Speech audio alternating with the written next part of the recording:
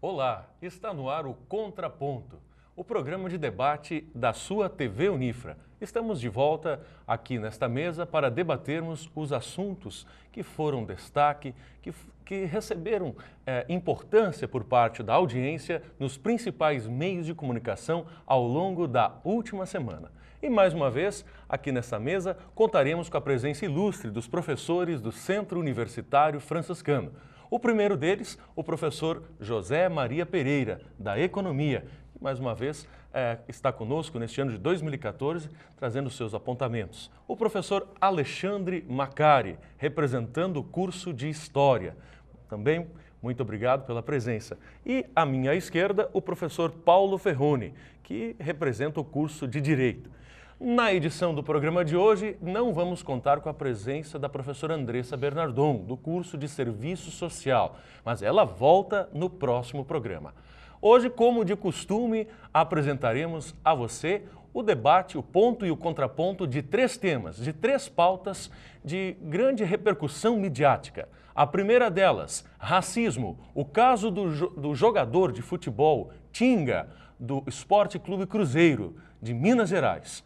Depois, na sequência, vamos debater a política.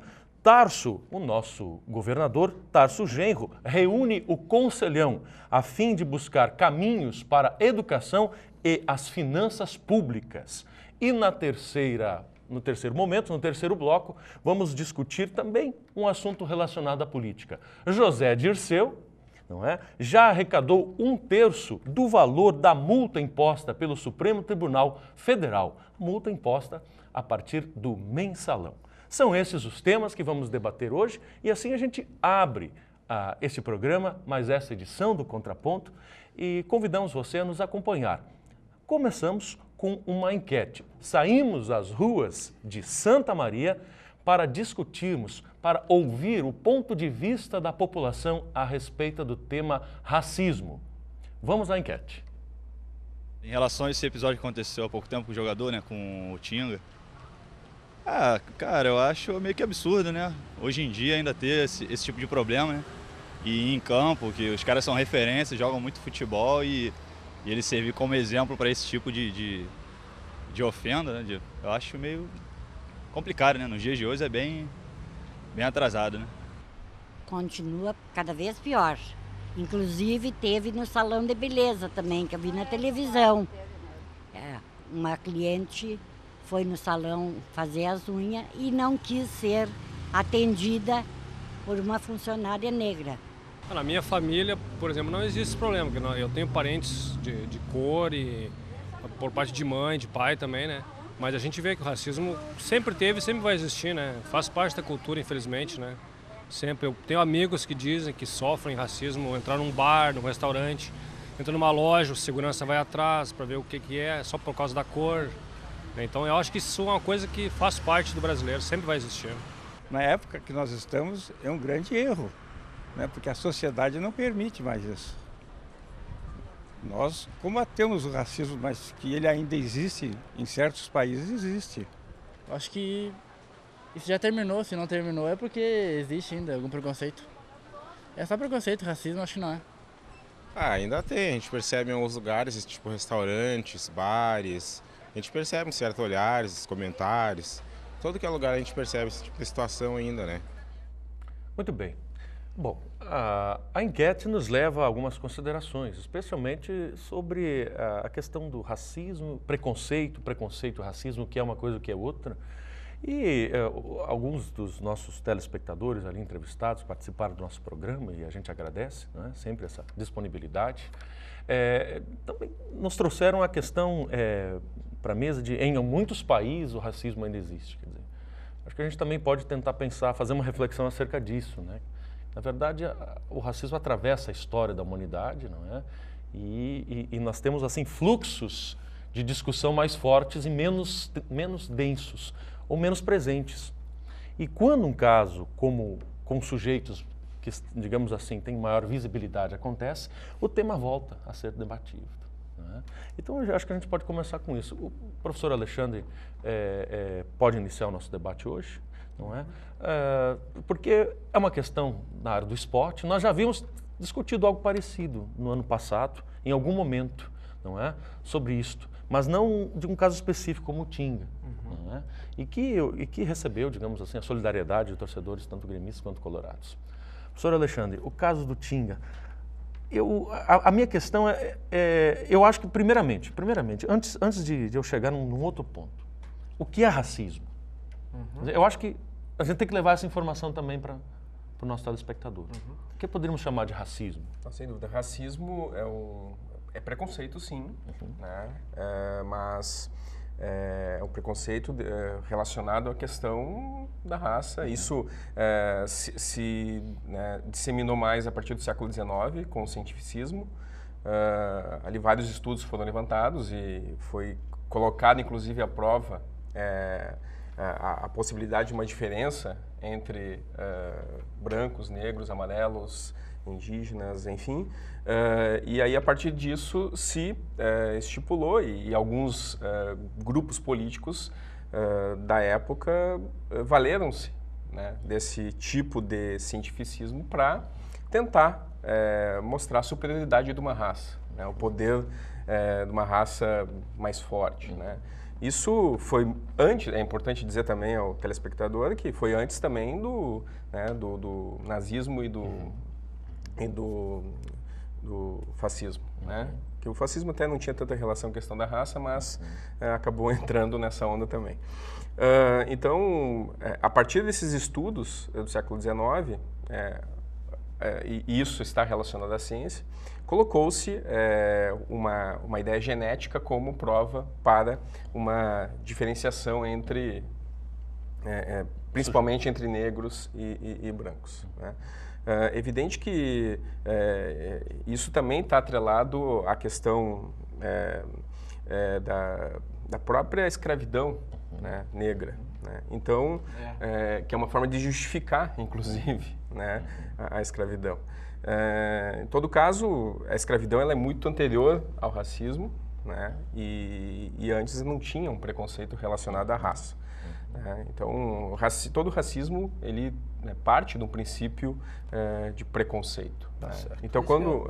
Desculpa, diga, professor. Alexandre, mas pegando um gancho, né, eu acho que está muito relacionado, o caso do Brasil especificamente, porque o Brasil foi o país que aboliu mais tardiamente a escravidão, né? Quer dizer, faz um pouco mais de um século. Né? E é evidente que esse preconceito, ele ainda continua, embora que um pouco submerso, né? E sobretudo, se nós olharmos algumas regiões mais povoadas por brancos, como é a região sul, né, do Brasil. Obviamente que lá na região nordeste, por exemplo, mesmo no Rio de Janeiro, já há uma aceitação muito maior. Né? Mas então existe isso. Né?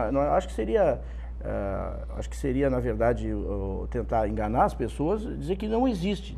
Né? Isso ainda, quer dizer, eu acho que isso é um processo educacional que ainda, considerando o tempo decorrido desde a abolição da escravatura, né, no caso do Brasil, até eu acho que houve um grande progresso, né, na minha opinião. Mas que ele existe, né, embora que as pessoas não admitam. Né. Agora, eu quero se surpreender, por exemplo, mas eu acho que está muito vinculado, acho que uma questão importante é que está muito vinculado à educação também. Né. O próprio Tinga disse que ele mesmo... no tempo que ele ficou na Alemanha, que foi 4 anos que ele jogou no Borussia Dortmund, na Alemanha, ele nunca sofreu esse tipo de, ou pelo menos que ele percebesse esse tipo de reação das pessoas, né? O que demonstra que há uma relação entre o racismo e qualquer tipo de preconceito também com a educação, né? Já que a Alemanha é um país desenvolvido e com alto nível educacional. Mas que também tem grupos... Também tem grupos radicais. Sim, mas aí eu acho que a questão da Alemanha... também entra, eu acho. O próprio nazismo é uma coisa um pouco diferente, o enfoque, quer dizer. Na verdade, o preconceito lá não seria contra negros ou índios. Na verdade, é a raça ariana que seria superior a todas as demais. Né? Então, é um enfoque um pouco diferente. Né? Mas é uma filosofia preconceituosa de superioridade de uma Sim, raça, mas não é de uma cor. especificamente contra negros. Né? Exato, sem dúvida. exato. Professor Ferroni, vou trazer o senhor à baila, ao debate, fazendo uma questão. O racismo existia, existe e é possível que sejamos assim positivistas e pensarmos que um dia ele se erradica ou se erradicará do sentimento, da tessitura da sociedade? Com toda certeza, não poderíamos admitir resultado diferente. Nos empenhamos como professores e esses valores que defendemos, por certo, esperam modificações e crescimento e evolução das pessoas, inclusive nesse aspecto quanto ao racismo. Mas o que me chama a atenção na questão que diz respeito ao Tinga é que ele foi vítima de uma violência, de um ato racista, de um preconceito declarado, às claras. Os algozes mostraram sua cara na televisão. O que me espanta é que a notícia foi explorada pela mídia. Exploraram ao máximo e soube-se a boca pequena que era importante que divulgasse em todos em toda a mídia a notícia do Tinga, explorando isso com fins econômicos. Isso me espanta muito. Enquanto que, de forma velada, a própria mídia prega a desumanização do negro, a descaracterização como pessoa, mostra em seus programas de humor o negro feio, pobre, que cheira mal, a exemplo daquela personagem Adelaide, que a gente vê na TV, que entra no metrô mal vestida, mal cheirosa, e que nos mostra um negro feio, enquanto que o branco, que representa nos outros espaços do mesmo programa, é bonito e é superior. Então, esse cidadão que falou que a sociedade não aguenta mais isso e não deve mais admitir isso, não deve mais admitir esse tipo de programa que mostra esse racismo e esse preconceito velado. Quantos são os apresentadores de televisão negros? Alguns que passaram e que nós nos lembramos. Quantos são as atrizes e quantos são os atores negros protagonistas das novelas, por exemplo? Raros. Bom, a gente pode fazer... Vemos que o professor uma série de relações aqui. Voltou de férias, mas trazendo a sua campanha contra a mídia.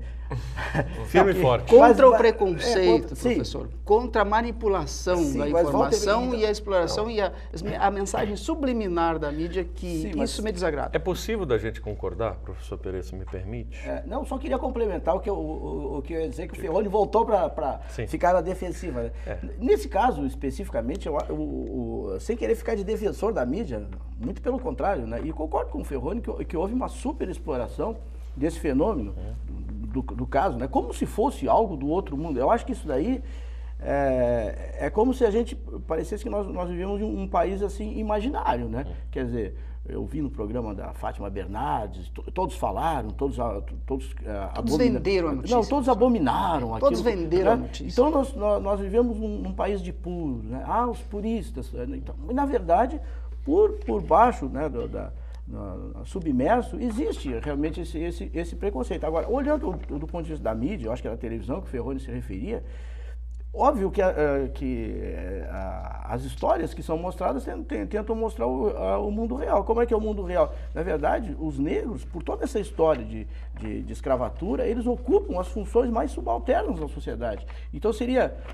Quer dizer, mostrar uma exceção, uma raridade, por exemplo, um negro como, né, por exemplo, um presidente de uma empresa. Então, mostra-se o negro geralmente como faxineira, né, ou como empregado doméstico e tal. A TV, na verdade, ela reproduz o que, de fato, a sociedade é. Eu acho que, nesse sentido, as histórias seriam quase... Aí viraria ficção científica, se nós pensássemos o contrário.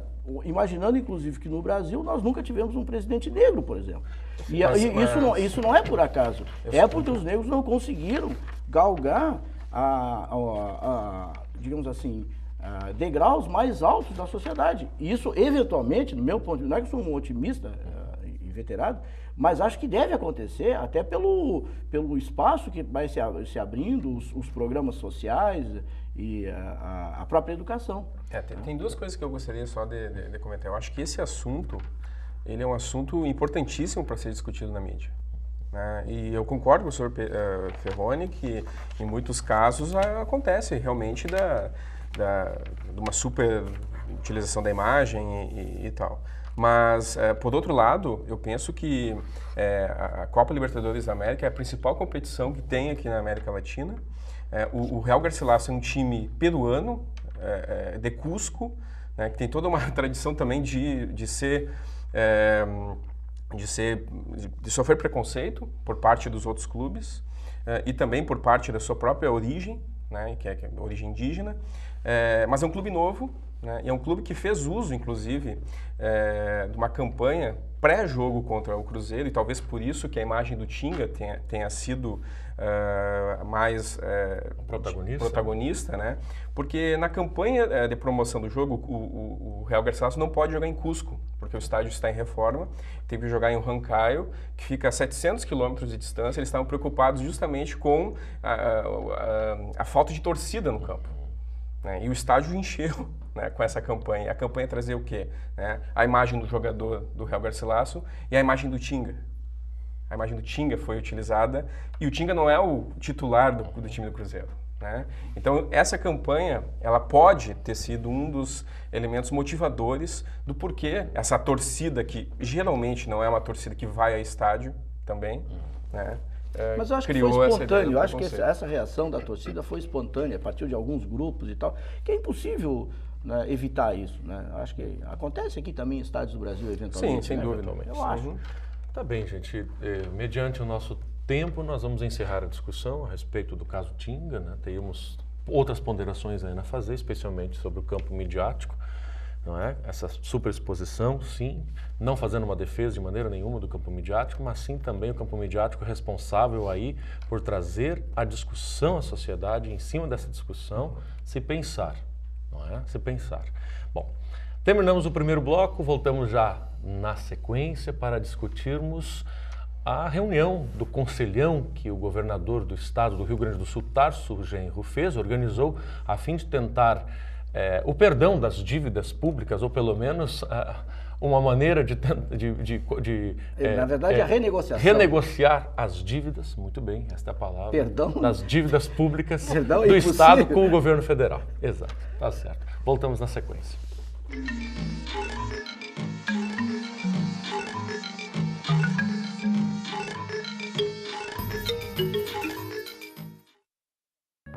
Oi pessoal, sou o Benjamin. Estou aqui para dar um recado a vocês. Ao saírem das salas e ambientes de trabalho, desliguem o ar-condicionado. Energia, para economizar, só precisa lembrar.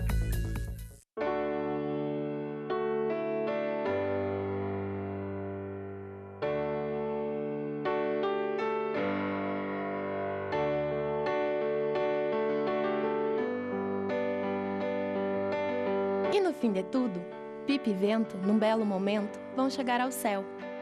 Assim como a pipa precisa do vento para voar, a Estação dos Ventos precisa de você. Colabore!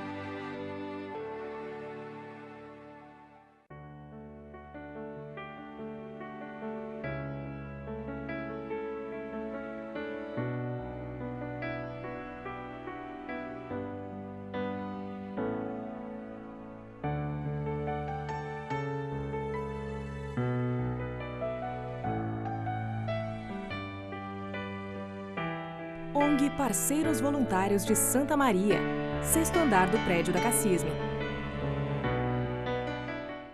A ONG Infância-Ação já ajudou muitas crianças e precisa de você para continuar ajudando. Conheça a ONG e venha ajudar você também. ONG Infância-Ação, o bom é ser criança. Acesse e conheça onginfancia.org. As pessoas dizem assim, tu é lixeira. Eu não sou lixeira. Eu sou reciclador. Catador e reciclador é uma profissão. As pessoas sobrevivem desse material reciclável. Tu é uma cidadã como os outros, tu tem conta, tu trabalha para isso, né? Então a gente tem uma família atrás da gente, né? Mais um bom motivo para você separar o seu lixo. Selecionadores de materiais recicláveis. Incentive esta profissão.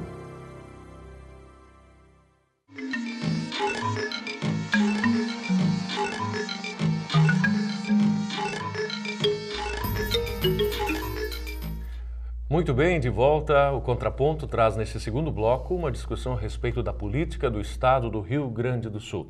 O governador Tarso Genro, do PT, está preocupado e precisa, não é, renegociar as dívidas do Estado, tendo em vista toda uma dificuldade financeira que não é de hoje. Para isso, reuniu uma série de entidades gaúchas, entidades representativas da comunidade gaúcha, para buscar força, não é? E quem sabe assim impor um pouquinho de energia sobre o governo Dilma para que ela ceda nesse processo de negociação. Não é um processo gaúcho, é um processo nacional. Os outros estados também estão neste mesmo caminho e é sobre isso que nós vamos falar um pouco hoje. Começando com o professor Pereira, já que é um assunto que trata da economia, não é nossa. É uma estratégia política do Tarso que pode dar certo, professor Pereira? Olha, eu acho que não seria exclusivamente do Tarso, isso é objeto de uma negociação, né? Só para que o telespectador entenda, né? O Rio Grande do Sul tem uma dívida, essa dívida começou em 1998, né? E essa dívida só vem aumentando, né, de lá para cá. E então a proposta, quer dizer, essa proposta vem sendo costurada não só pelo Tarso, né, mas pelo Paim, enfim, outros senadores, para que o governo federal aceite mudar os indexadores da dívida. Quer dizer, os indexadores da dívida, conforme foi pactuado lá em 1998, é o IGPM, né, é o Índice Geral de Preços da Fundação Getúlio Vargas. E esse índice tem dado maior do que o IPCA, por exemplo, que é o índice oficial de inflação no Brasil. Então, é o IGPM e mais uma taxa de juros de 6% ao ano, que seria da caderneta de poupança. Nessa proposta, que tem o apoio de vários políticos e que ela já passou na comissão da Câmara dos Deputados, estava para ser votada e o governo usou a base aliada para retirar o projeto de votação, né? Então, aí nós chegamos na questão do Conselhão. E o Tarso, então, reuniu o Conselhão como uma forma de pressionar o governo federal a recolocar o projeto em negociação.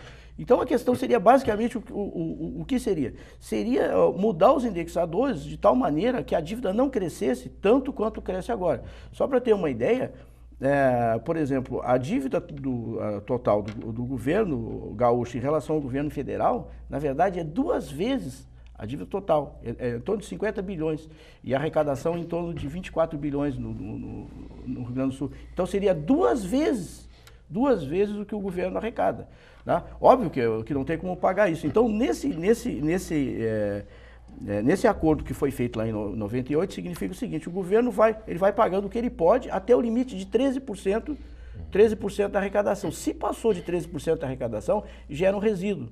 Então, o que vem acontecendo desde 98?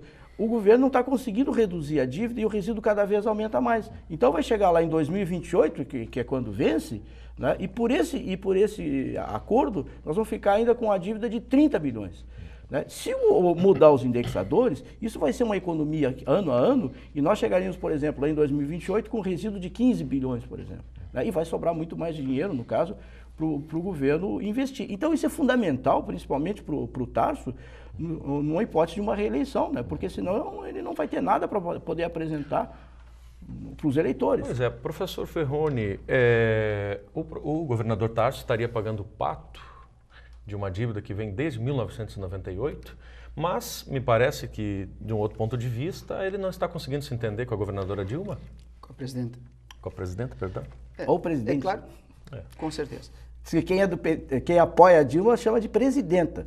E quem é crítico chama de presidente. A presidente. Não sei dessa distinção. Bom, tanto faz, as duas são... Quando alguém chama a presidenta, já apoia. Eu não sei. Particularmente prefiro o presidente.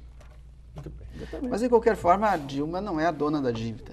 Há um desacordo? Não, com certeza não. Acho que essa reunião de esforços, essa comunhão de esforços fará bem, com certeza, e dará maior poder de barganha para uma conscientização e sensibilização do Congresso para que se mude esses indexadores, inclusive. Não creio que a intenção seja outra, de pressionar tão somente a Dilma, porque de nada adianta pressioná-la pessoalmente, porquanto ela não tem atribuição para modificação. com certeza, com a sua influência, muitas portas se abrirão e os caminhos para a solução serão... É que tem que passar pelo Congresso. Com certeza. E por que o governo não quer? O governo não quer porque, claro, se ele faz essa renegociação, vai diminuir o superávit primário, né? Então, que é a diferença entre o governo gasta e o governo arrecada, né? Isso aí vai gerar, nas agências de risco internacionais, uma diminuição da nota do Brasil. Então, aí geraria algumas consequências, digamos assim, macroeconômicas e tal. Seria nessa direção. Então, a Dilma, no ano presidencial, ela não quer correr esse risco de reduzir muito o superávit.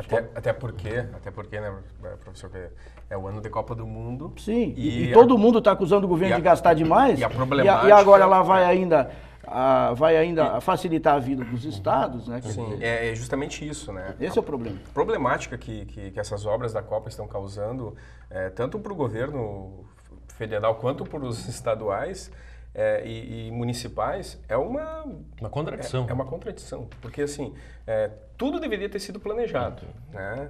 Aliás, tudo foi planejado. Agora, a forma como esses elementos foram gastos, como estão sendo gastos, então, no caso do Rio Grande do Sul em específico, né, e aí eu até achei interessante o assunto porque, né, na verdade, eu até não achei tão assim midiático no sentido da palavra, né, mas a ideia do conselhão, né, já pode ter até um tom pejorativo para essa ideia do conselhão de Tarso, né, que foi, eu acho, inspirado no do Lula. Né? Muito provavelmente. Esse conselhão, na verdade, é só para rufar os tambores, porque é 90 pessoas, obviamente, que aquilo deve ser. Essas 90 pessoas não são pagas, né, professor? Não, trabalho voluntário. É um trabalho voluntário, voluntário. Que interesses teria, por exemplo, o dono da Tramontina para participar do conselhão?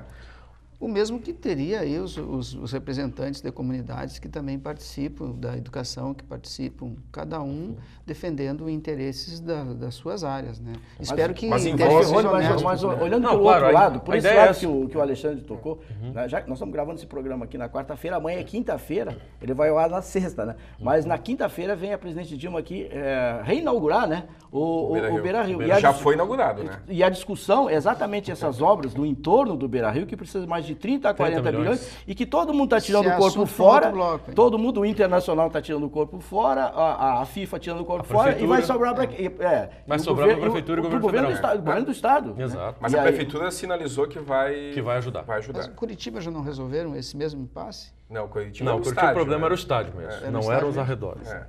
Esses 30 milhões não seriam interessantes para o governo? Mas olha só, se a nossa dívida... mas acontece que essa renegociação da dívida vai dar uma folga, por exemplo, em 2014 nós já teremos uns 2 bilhões a mais no orçamento. O que o governo pode fazer com isso? Por exemplo, pagar o piso dos professores.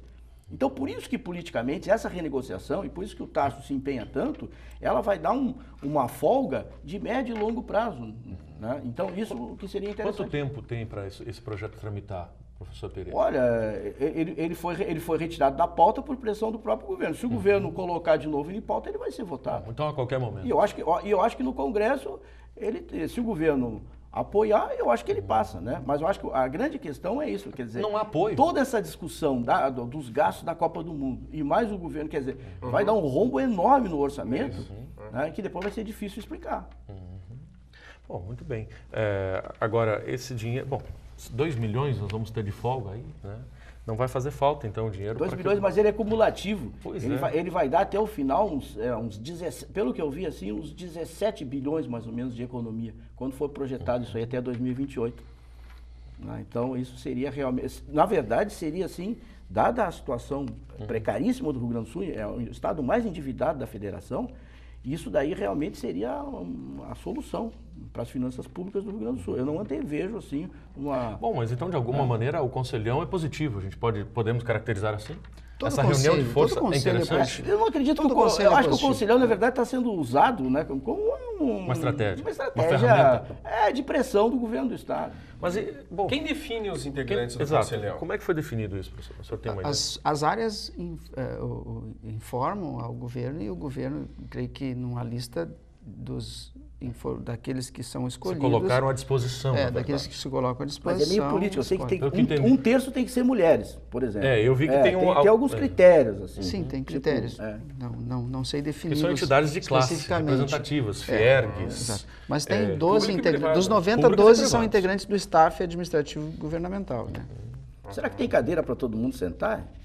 Provavelmente, todas as cadeiras estão lá. Bem bom. Há reuniões do pleno, então é diferente, né? Tem turmas específicas para determinados temas, não se reúnem todos ao mesmo tempo para toda hora, para toda discussão. E não seria do Tarso buscar informação, buscar recursos, buscar pressão no interior do Estado e sair de Porto Alegre? Informações?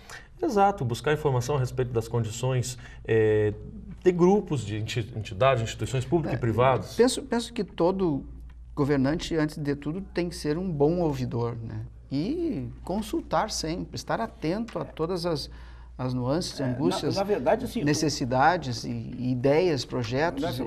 O Tarso e outros que vieram antes dele pegaram um abacaxi. Esse abacaxi vem desde lá de 1998. Eu dizia, está pagando o pato, né? E tem ainda, além dessa dívida com o governo, a situação é pior ainda, porque além dessa dívida que tem com o governo federal, que é a maior parte, né, uns 90%, ainda tem uma dívida que é com organismos internacionais. Porque na época da IEDA, por exemplo, não sei se vocês estão lembrados, ela renegociou uma parte dessa dívida através de um empréstimo do Banco Mundial, que também tudo isso vem se somando, né?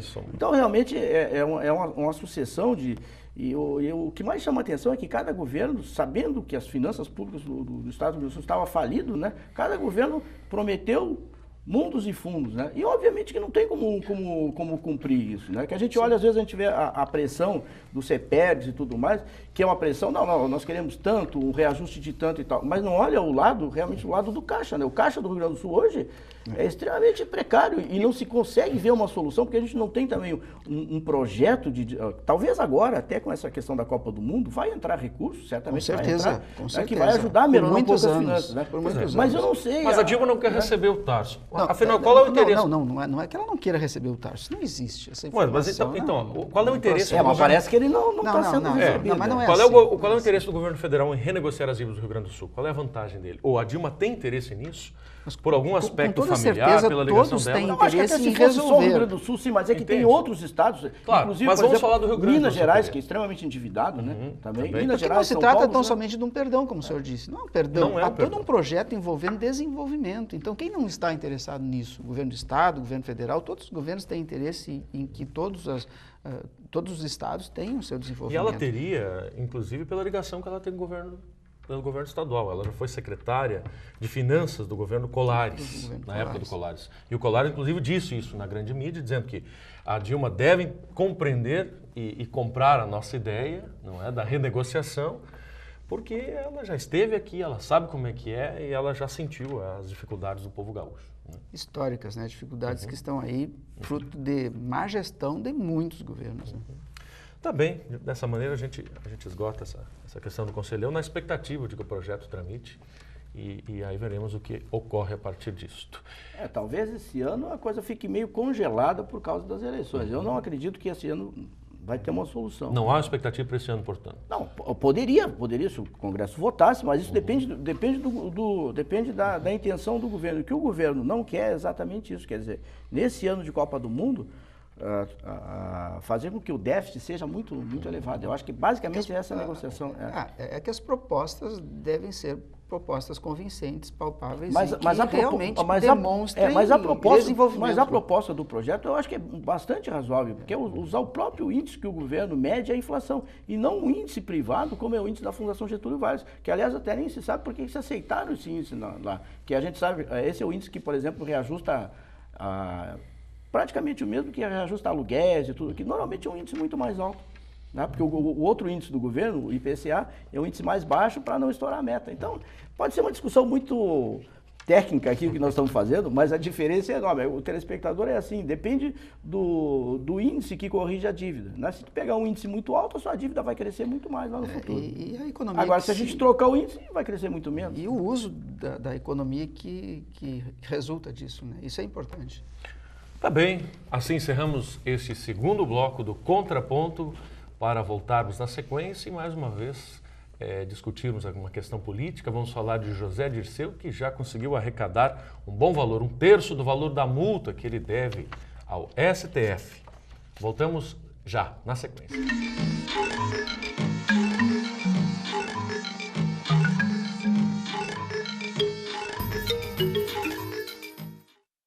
Lixo fora do lugar prejudica o equilíbrio ambiental.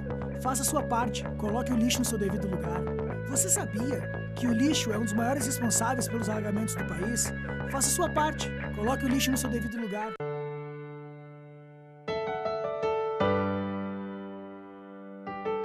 Há mais de 70 anos, o Lar de Joaquina educa e ajuda crianças em situação de risco. Colabore conosco para que possamos ampliar nossas atividades, dando continuidade aos nossos trabalhos. Mais informações no site lardejoaquina.com.br.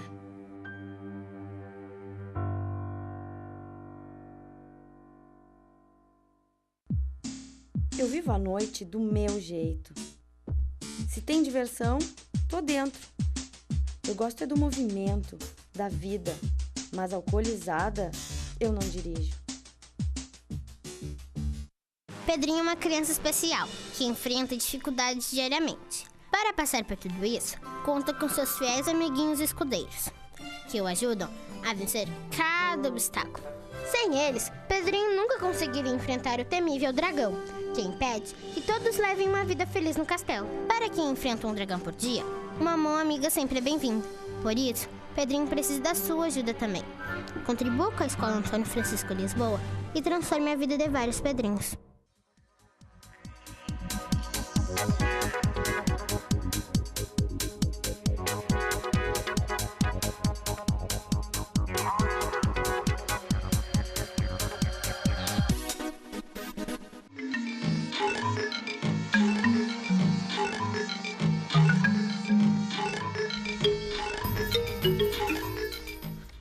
Terceiro bloco do Contraponto, de volta para falarmos sobre José Dirceu e toda a equipe, vamos dizer assim, do Mensalão, que saiu em campanhas na internet em busca de recursos para pagar as multas, né? A multa imposta pelo Supremo Tribunal Federal. E o Dirceu, não é?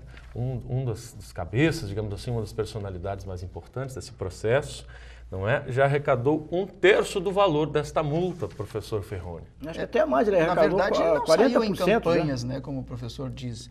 Você não acha que é uma campanha? Não é uma campanha dele. Abrir um site especial na internet para pedir dinheiro, mas eu ele acho que é um trabalho de mobilização, de engajamento da sociedade. Pediram por ele. Isso é uma campanha.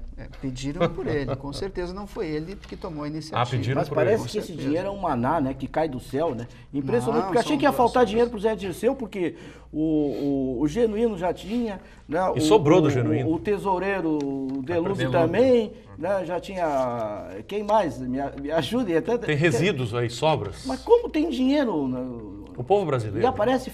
Não, realmente a solidariedade é uma coisa de emocionável. Realmente, nesse caso aí. O senhor também se emocionou com a solidariedade do povo brasileiro? Solidariedade com toda certeza, porque, volto a dizer, como professores, especialmente da área, nós temos um compromisso com a verdade, temos um compromisso com a boa técnica processual perante os nossos alunos que estão aí estudando e são nossos críticos e se dedicam de forma autodidata também às pesquisas e sabem do processo.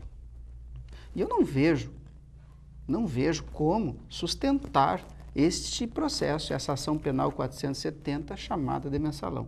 Tecnicamente, não merece crédito.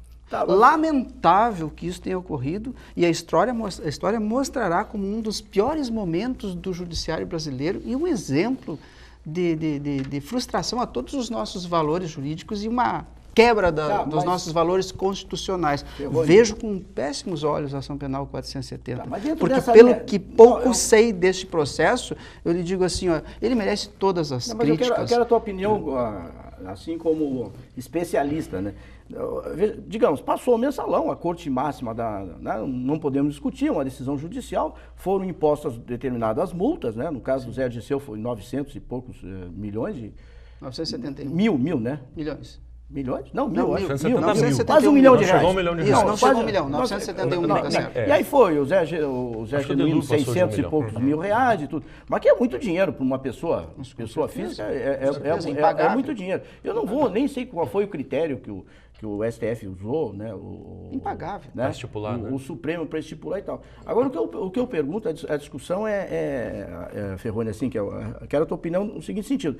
Veja só, então, supostamente, eles foram condenados e, como qualquer pessoa, teriam que pagar essa condenação. Só que daí, algumas pessoas se oferecem, é como se eles têm um castigo e algumas pessoas se oferecem a serem castigadas por eles. Né? Isso daí... talvez seja até legal, né? Certamente é legal. Né? Mas vamos olhar do outro ponto de vista ético, digamos. Quer dizer, cometeu um crime e alguém toma o lugar dele. Dizem, vamos partir da reflexão ética, dizem que ele cometeu o crime. O STF, mas ele foi julgado e condenado. Sim, foi condenado. Mas, aí cometeu. Não, mas por favor. Quer dizer, pelo menos a sociedade... Mas é isso que eu questiono. É isso que eu questiono. Mas não tem como... Professor, o senhor me perguntou sobre o ponto de vista ético. Eu quero depois, O senhor quer a reflexão ética a partir de quem paga, quem ajuda. Isso. Mas primeiro, o senhor disse que ele cometeu um crime e eu lhe digo que ele não cometeu o crime. Não, mas isso está decidido que ele cometeu. Mas não cometeu por uma questão também de falsidade e falta de ética do próprio STF. Essa é uma discussão que eu acho que pode haver. Eu acho que eu não discordo dela. Então, mas isso eu questiono a essência dessa condenação. Ou depois da discussão. Que eu acho depois que da decisão. Tudo bem, então... Eu acho que isso é um precedente. Tudo bem, mais uma novidade da internet. Mas eu me coloco assim do ponto de vista ético. Alguém cometeu um crime... Né? E o outro disse, não, mas eu sou teu amigo, eu vou pagar essa vez. Quer dizer, eu acho que no final das contas... Só quero partir para o segundo momento. Se pode ajudar ou não. Então, pessoalmente, o senhor entende que ele cometeu o crime e eu entendo que ele não cometeu. Ele teria que tirar dos recursos dele para pagar isso. Se não tem como tirar. Fica devendo. Tudo bem, mas ele qualquer ser humano que é condenado a pagar uma determinada quantia fica devendo. Vai fazer o quê? Muito bem. Não tem o que fazer. Agora, ele com certeza faria isso, ficaria devendo. Os que se solidarizaram com ele estão pagando a conta porque entendem que isso foi uma condenação absolutamente injusta e tecnicamente incorreta. É por isso que eles pagam. E o pagamento é legal. Todos os brasileiros que se sentiram ofendidos com isso, inclusive eu, me sinto ofendido com essa postura do Supremo, se solidarizaram com os zero e pagaram, ajudaram a pagar. Mas a questão da solidarização, eu acho que, por exemplo... Isso é legal, isso é legal. Uma pessoa doente, né, que está precisando de recursos... Mas é uma questão política, dinheiro na internet, uma instituição. Eu acho que mas é uma indignação política, entende?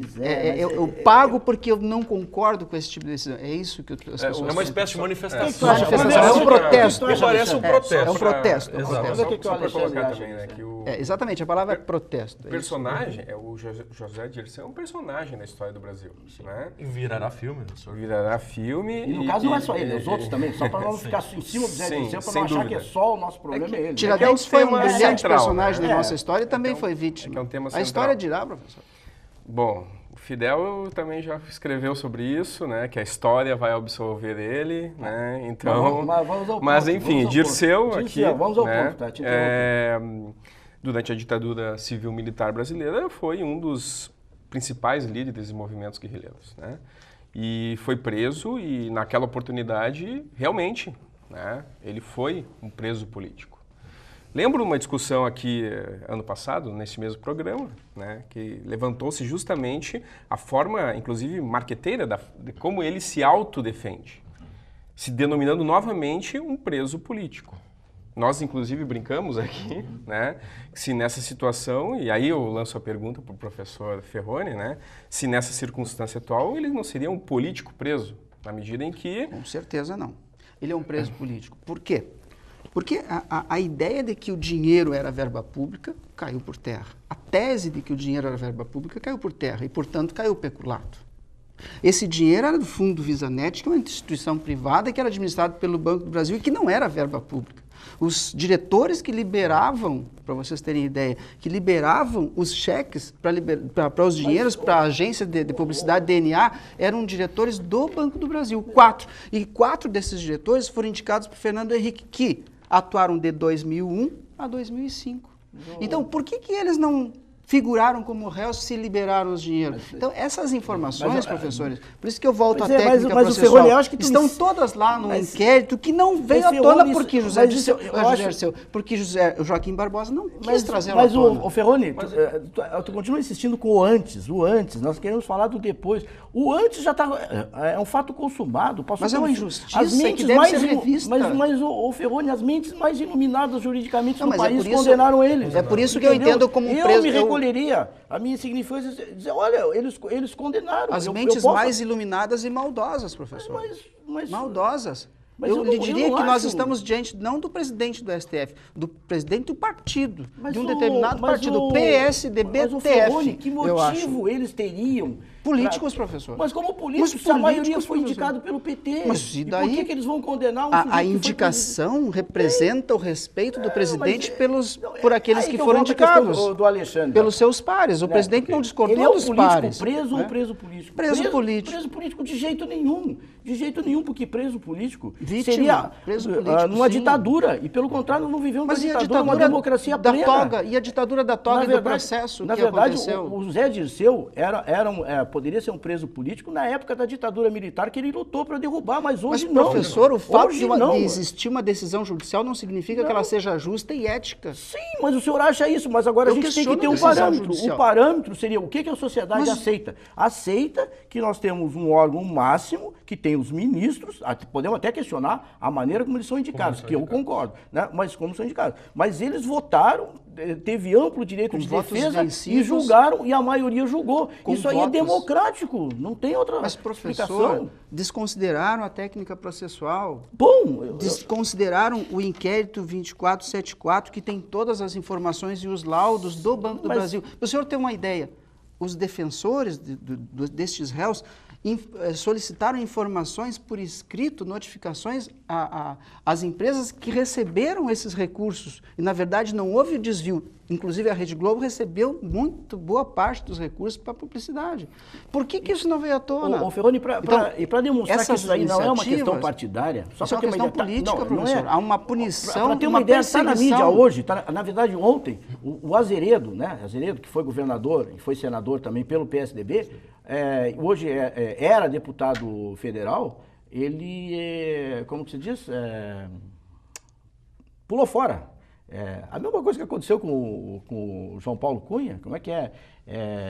Pediu a exoneração do cargo. Não é exoneração. Não é exoneração, abdicação do cargo. Também não é abdicação, é uma outra palavra. Alguém pulou fora. Deixou o mandato dele, saiu exatamente por isso. Então, a mesma coisa, o PSDB também vai começar a ser punido. Já está sendo punido. Vamos ver. Eu não tenho... Vamos ver, professor. Os argumentos que o Ferroni usa, eu acho que são válidos e tal, né? Não precisamos concordar com tudo que o Supremo faz. Mas acho que a gente tem que chegar num determinado momento e ir para o depois, não podemos ficar no antes. Eu acho que agora, essa questão que para mim é interessante e está uma discussão até, claro, tu vai dizer que o Gilmar Mendes foi um ministro que não foi indicado pelo PT. De fato, ele não foi. Mas ele está levantando essa indicação é o respeito dos presidentes aos pares que indicam os nomes. Sim, mas não há uma interferência. Mas vamos partir desse pressuposto. E ele está realmente batendo essa questão dos depósitos na internet. Claro que a gente pode pensar assim. A gente sabe que o PT... Só um pouquinho, Fernando. O PT, a gente sabe que tem os militantes, e a maioria hoje com cargos, né? Eles deixam lá 10% do salário para o partido e tal. Óbvio que eles estão depositando esses 10%, não porque eles amem o Zé Dirceu, tudo mais, mas porque tem uma pressão do partido ali para eles depositarem na internet. Eu estou imaginando que estão fazendo isso. Mas, ao mesmo tempo, há denúncias que dinheiro eventualmente ilegal está sendo depositado. Porque tem um negócio que até hoje não ficou esclarecido, que eu não digeri, foi a questão do emprego de R$20 mil que o José Dirceu conseguiu naquele hotel, que era administrado num paraíso fiscal, né? Isso são notícias que o senhor recebeu da Rede Globo e da Veja e da Isto É. Isso eu não sei. Na imprensa em geral. Vamos ver a fundo. São fatos. Agora, a doação, toda ela é espontânea e com os registros. Quem doa o dinheiro, mas me diz uma coisa, faz com o seu eu sou do CPF, PT, eu tenho um cargo, se eu não dar 10%, dependendo da função que o sujeito tem, dá 20%, 30%. Pesquise entre todas as administrações, o senhor verá que não há isso. Com certeza eu não. concordo com o ponto de vista do professor Até Ferroni, porque o ex-ministro Nelson Jobim também social. foi um dos doadores, e, no entanto, não é petista. É um protesto social. Protesto, Nós podemos com certeza. concordar, é um protesto político. De quem? Aí que está, quer dizer, esta é a questão. O protesto do Ferroni ou É o protesto... o meu, no caso, aqui? Não é o do esse senhor, depósito, né? talvez não seja do Ferroni, mas uma parcela dos... Considerável parcela, porque são pessoas que doam Afetada ideologicamente. R$1, R$2, R$3, Mas não dá uma sensação de impunidade, o sujeito tem que pagar aquela Exato, multa, foi mas negociado pelo processo, aí mas vão lá e isso- deposita na internet, mas é isso, e claro. ele sai lépido e faceiro. É uma Mas, maravilha professor, isso. Eu concordo com o protesto. Eu não vou pagar mais as minhas dívidas, tu deposita Mas pra há um mim, erro deposita essencial. na internet, Não. vou dar o número da minha conta e não pago mais as Mas minhas dívidas. ele é um condenado Ótimo. político, professor. Ele é o quê? Ele é um condenado político. E Que isso... condenado político? Ele é um político condenado. O senhor senhor. inverte as palavras, é Não, um senhor. político condenado. A necessidade de que as pessoas conheçam a fundo esse processo. E tem muito boas obras referindo sobre isso, e eu lhe prometo me dedicar mais à análise dessa técnica, porque tenho compromisso com os meus alunos e esclarecer que a opinião de um promotor não é uma decisão. E uma decisão de um juiz pode sim ser questionada, e muitas vezes por ser injusta. Tá bem, eu acho que é uma questão que merece outras reflexões nossas depois. Eu acho que os efeitos desse processo, eles ainda virão à tona. Provocações, né? Sim. Estamos voltando de férias. Com muita energia. Mas o Brasil né? continua o mesmo, né? Com muita energia, o Brasil quem continua foi, o mesmo. ele ficou no exterior, eu também fiquei um tempo, então a gente volta. Não fiquei em paraísos fiscais, tudo só no- para Não, ele estava na Itália, né? E aí parece que foi ele que entregou o peso ao lado pro meu salão, viu? Olha que o Ferroni depois vai ajustar as contas contigo, viu? Mas esse assunto deve voltar numa discussão de outro programa, porque os efeitos desse processo, desse protesto social político, se a ética ou não desse processo, ou seja, quem são os que estão doando ou não, o professor Ferroni defende uma coisa, o professor Pereira já acha que existe dinheiro ilegal aqui. Esse programa é contraponto, Quer dizer, né? Exatamente. Então, acho que esses efeitos merecem que a gente volte a discutir, que a gente volte a Mas conversar isso aí eu sobre acho que depois que passar esse período vai haver bastante discussão. Eu imagino que algum certeza. projeto de lei, alguma coisa vai ser remetida nessa direção. Porque eu acho que, na verdade, ficou assim, eu acho que debocharam do Supremo. Exatamente. Tipo um deboche. Né? Porque, Me na parece verdade, irônico, no mínimo, essa esse condenação, protesto. essa multa de nada É um valeu. protesto irônico, De professor nada Pereira. valeu. Olha, Eu acho que é um professor deboche. No mínimo, uma indignação, porque Irônico. o deboche é do Supremo para com a população. É isso que eu percebo. E não o deboche da população, porquanto identifica que isso é uma absoluta injustiça e uma quebra da nossa Constituição. Isso eu não aceito. E o processo está lá para servir o professor. Tem todo o direito de dizer isso porque nós vivemos numa democracia. É uma vergonha, Essa mesmo nós que puniu percebemos, eles. e é uma vergonha para todo o judiciário, esse descaso do STF conosco. Tá bem. Está registrado o protesto do professor Está Ferroni registrado no encerramento programa, do programa de hoje. No né? programa em Contraponto E de tenho hoje. dito, né, professor? Bate na mesa. Tá bem, a gente agradece a mesa, os professores, mais uma vez, que gentilmente comparecem ao nosso programa, o programa Contraponto, não é, para debater esses assuntos. Chamando a atenção de você também, telespectador, que estamos nesse 2014 com uma série de temáticas, uma série de propostas, e queremos contar mais uma vez com a sua audiência e com a sua participação. Eu chamo a atenção e não me cansarei em nenhum momento de chamar a atenção de você que está em casa para que acesse esse programa no YouTube, não é? Ele está lá disponível, está aí o endereço, você pode ver na tela, não é? E lá você pode registrar, digitar a sua sugestão de pauta. E pode mandar também aqui para o programa, numa conversa até informal com um dos professores, comigo mesmo, não é? Mandar a sua sugestão para a gente debater no Contraponto. O programa que vai ao ar na sexta-feira, né? Sempre na sexta-feira, à 13h e também às 23h. E você também confere a reprise deste programa às 19h no domingo, às 19h. É o horário desse programa, a gente fecha, fica por aqui, não é? E convidamos você para que nos prestigie no próximo. Até mais.